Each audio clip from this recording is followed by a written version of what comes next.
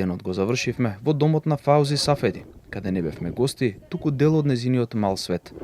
Дом каде се зборува и арапски и еврејски, каде спомените од минатото живеат заедно со надежта за иднината. На зидовите од незиниот дом фотографии на роднини во сириска униформа, од времења кои денес изгледаат како нечи туѓ сон.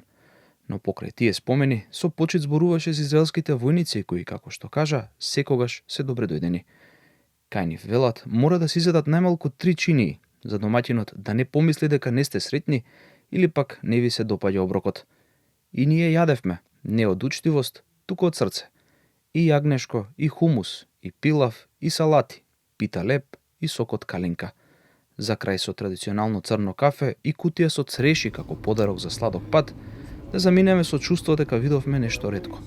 Едноставен живот кој обстојува меѓу граници, загуби и неизвестности.